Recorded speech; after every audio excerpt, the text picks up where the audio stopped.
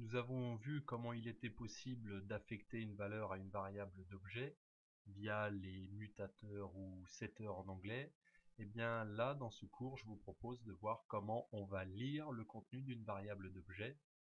Alors, déjà, je vous rappelle que je reprends la structure du cours précédent, à savoir que nous avons instancié deux articles et puis nous avons créé des mutateurs pour affecter une valeur de référence, un nom commercial et une description.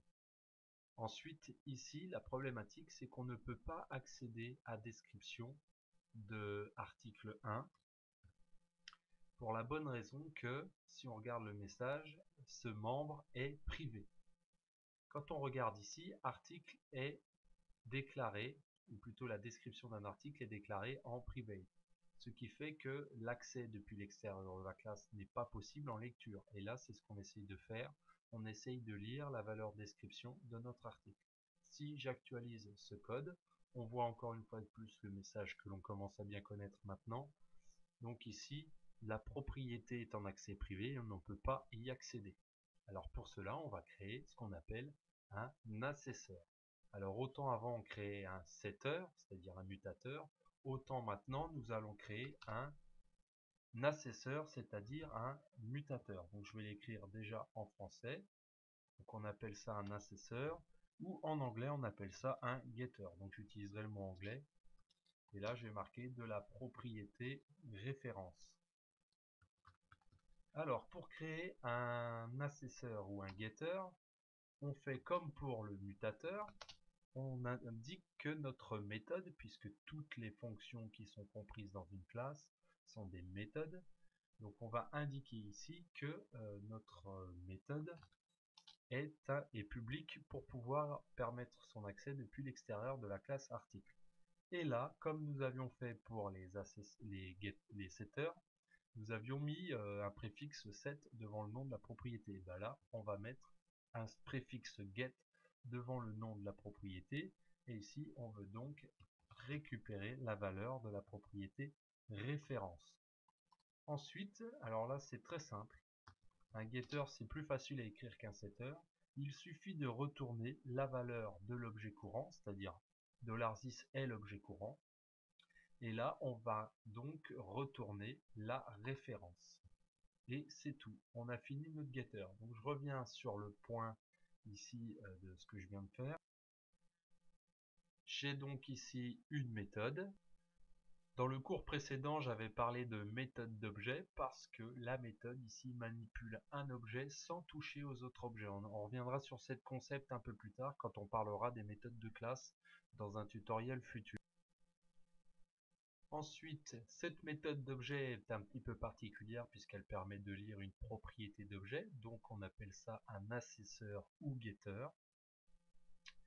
Et dernier élément, on a toujours un return dans un getter, puisque l'objectif est de retourner la valeur de la propriété de l'objet que l'on cible. Et enfin, dernière remarque, il faut savoir qu'il n'y a jamais rien entre les accolades entre les parenthèses d'un getter, puisque ce seul objectif c'est de retourner une valeur.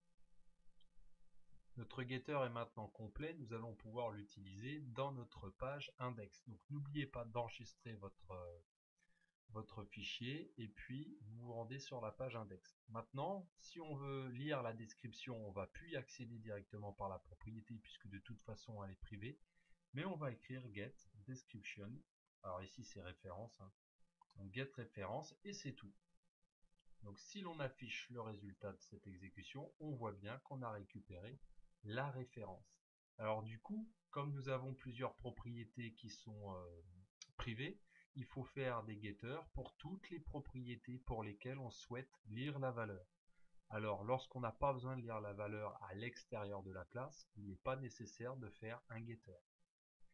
Donc ici, je vais générer grâce à mon IDE les autres getters, et si vous n'avez pas d'IDE, eh bien il faudra les écrire à la main. Alors moi je vais prendre les getters, je choisis trade name et description et là il m'aura créé mes deux getters.